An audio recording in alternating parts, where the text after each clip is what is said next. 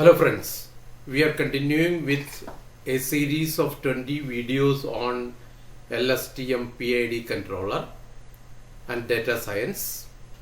So today's video is going to be on a real-time liquid level PID application using machine learning. And this is in continuation of an earlier video on machine learning PID temperature controller.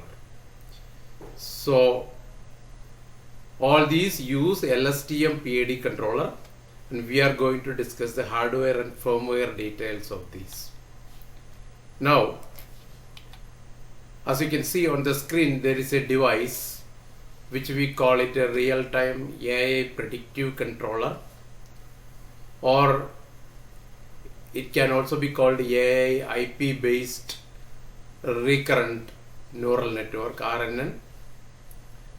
So what it does is it takes the sensor, level sensor, as the input, which gives 4 to 20 milliampere, and this is the sensor, and the actuator is a proportional valve which is controlled by a 4 to 20 milliampere current.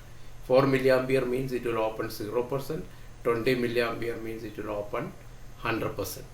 So this hardware is just an interfacing unit which connects to a PC, and PC is running the real machine learning PID algorithm using an RNN LSTM technique which we discussed in the earlier video. Now you can see on the screen in this, there is a PV and there is a QI. So PV is showing 48.3%. That means the temperature is coming, if it is mapped to 0 to 100 degrees, this is like 48.3 degrees centigrade, something like that you can think. And QI is the power which is going into the heater or proportional valve or whichever. So this is the sensor and this is the actuator. Now such a device always has an IP address associated with it, because the device can be kept far off. That is only advantage by having an IP address and is connected through Ethernet to a PC which runs the machine learning algorithm. Now this is an in-house built embedded HTTP server device, because it has to communicate from the PC, it has to send command to read the sensor temperature and also set the heater. And this is deployed usually very near to the sensor actuator site. Let's say the sensor actuator site is very far off, let's say 1 kilometer away from here, then also this system can be used, because this is a device which is connected to internet. And LSTM commands, that is long short term memory commands, which we discussed in the earlier videos, commands this device via web packets for read-write operations between any level sensor and a proportional valve. For example, you can give 192.168.1.102/ subcommand /rpc/ write some value, something like that. You can write into a heater, or read command will read it. But they are all IP commands. Now the technique employed produced a hand-free operation with an error-free value of plus or minus 1% of level with respect to the requested set point for days together. So now it is all running on a PC, the RNN and LSTM based PID. So it is not the hardware which is doing the closed loop control. This is the PC which is running this RNN algorithm. He is doing everything. So the results that are displayed demonstrate how well the trained model predicts the level, controls outputs in relation to the target level. Now, in many situations, PID based control systems have been seen to successfully give the intended outputs. However, because operators prefer completely hand-free operation over fine-tuning PID settings depending on the operational conditions, machine learning based control methods have been developed in a variety of systems. For example, the PID values are automatically selected, no need to feed in P, I and D values. This is accomplished through the use of rapid closed-loop real-time sensor actuator control systems that employ the proportional integral derivative approach. Now, with the deep neural network, that is what is the concept which we are using, that is again based on the LSTM, long-term short-term memory. Then it is actually long short-term memory, and this work offered a novel model-based solution for the autonomous control of level control systems because of its capacity to retain information for a long length of time, handle time series data and perform prediction and classification tasks. The long short-term memory algorithm is a very good learning technique for time-dependent control applications. Now, this is the earlier application which we were discussing, like a level control. It could be a water level control. Instead, in scientific application, instead of water, it could be liquid helium or some low temperature liquid like we tested in an accelerator setup. This is a particle accelerator setup where we put that device here, which I call it HTTP device server now, and it has got through the Ethernet. You can, from the ADC, you can read the the level, and through the DAC you can set the proportional valve. So this has got, you can take from the left and give it on the right. Left is the level, right is the valve opening. So this is connected to the LSTM terminal in a control room, and this output in fact goes into the proportional valve, which feeds into many different places the liquid, to keep all these things constant temperature, at constant temperature. Now, a diagram of cryogenic distribution, that is what was the application which I have shown just now, which is used to distribute the control of cryogenic liquids. It's like similar to water. We are having cryogenic liquid such as liquid nitrogen or helium. These fluids are used to cool down other systems such as superconducting magnets, RF cavities and particle accelerators. So the block diagram shows the following main components. In the earlier block diagram, the main components were, there is a control room and there is an HTTP device server. Now there are some network variables associated with it. These are variables that are monitored and controlled by the system. They include systems like things like level, flow rate and temperature. In our case it's a level. Now there's a level meter. This device measures the level of the cryogen system.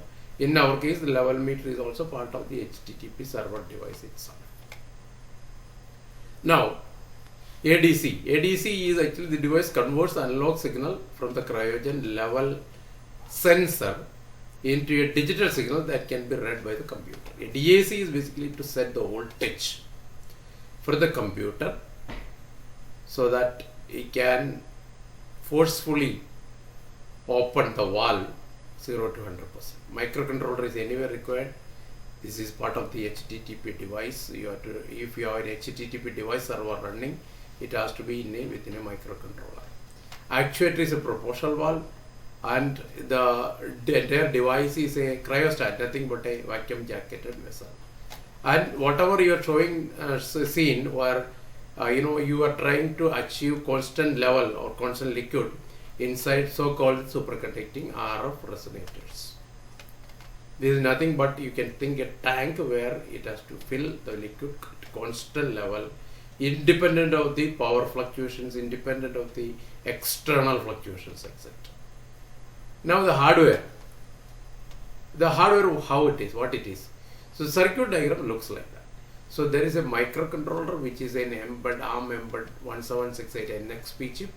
This is a 32-bit ARM microcontroller, very powerful, and which is programmed through Key Studio. Earlier it was known as Embed. And this is a very beautiful microcontroller because it always runs on a small embedded OS called Embed OS.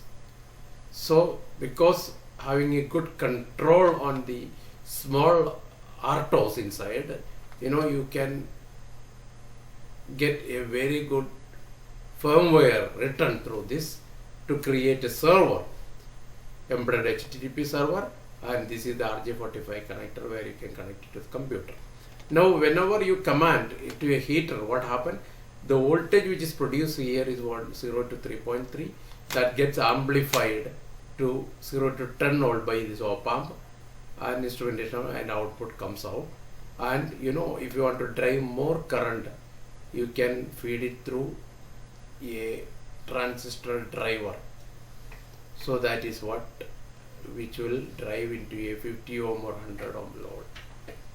Now the created LSTM network is established employing indigenously produced devices with Ethernet connectivity that serve as distributed nodes. The front end of this hardware is an ARM embedded microcontroller based on NXP1768 that runs embedded HTTP server with a network specific static IP. That means in our case it is 192.168.1.102. The hardware is tested under critical conditions and the commands are passed through HTTP GET. And you can use ARM Embedded Studio to program this.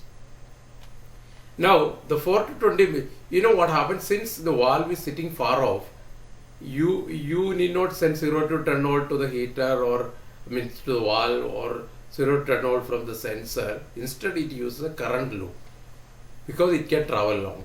420 milliampere current signal is a common way to transmit industrial process information such as the flow rate of a liquid. Now 0 to 10 volt voltage signal is more common and common signal level for analog to digital converters. But in our case 420 milliampere is coming in and it converted to voltage and then fed it to the ADCs. So Ethernet controlled 420 milliampere is what is core of the job. Now this device accepts 420 milliampere current loop input coupled with a 12-bit ADC for level sensor readout data and another 420 milliampere DAC output for proportional valve actuator interface. They are controlled through HTTP GET commands. The level sensor data packet is generated from the level input and the actuator data drives power circuit, both of which can be controlled via IoT. IoT is nothing but Ethernet driven or IP driven commands. So now this is again same thing, the embedded web server. Now explanation of the circuit actually for the actuator part, that is this part, is that is a voltage signal is amplified by the operational amplifier. The amplified voltage signal is filtered by the capacitors and inductors. Filtered voltage signal is the output of the Vout terminal. See that the Vout is this output terminal. Now firmware. You know, you need to definitely put a firmware into it. You need to put a bin file, that is the final firmware after compiled through a Keil Studio software. So Keil Studio in software firmware is written using C++. The program looks like that. So if you want to create an HTTP server, this is, you can see that there is an IP address 192.168.1.102, 255.255.255.0 is the subnet mask, and this is the gateway, and these are DNS. These are required for addressing any IP device. And you know, there are so many lines in this, you know, which will be given in the description, and you know, you can probably reuse the code how to create an embedded HTTP server from the description. Now some of the results. Now you can see that when the system runs for 24 hours from a PC, you know, usually the way is you set a set point. I say that I want 40% of the level. You know, this is a manual value. Initially when you start the system, suppose you would not like hit the valve to be off at all, so you start with a 10, sorry, instead of 0 you start with a 10% of the valve. After that you put into the LSTM auto. That means you see that the red line is, this is the set point. The red line is always trying to come into the come and touch on the red line, and error has to be 0. But in our case there is a small steady state error which is allowed. And we have played with many different set points and different, not different set points, we need different trials we have tried out, so you can ignore all those, but please be careful about this particular pattern That is what it tried to achieve close to the set point. Now we have done several such experiments. See, in this actually you will see one is a SP, that is the black line. This is the percentage which is a real level, and after some time it will try to join to this, and this is the power being fluctuating, which opens and closes the valve in a proportional mode. And you can see we have done several such experiments. You can see that this is running 29,000 from the start time. Different things we have tried. So ultimately is able to achieve a level control. So that is what all the program etc. are given in the description. Thank you.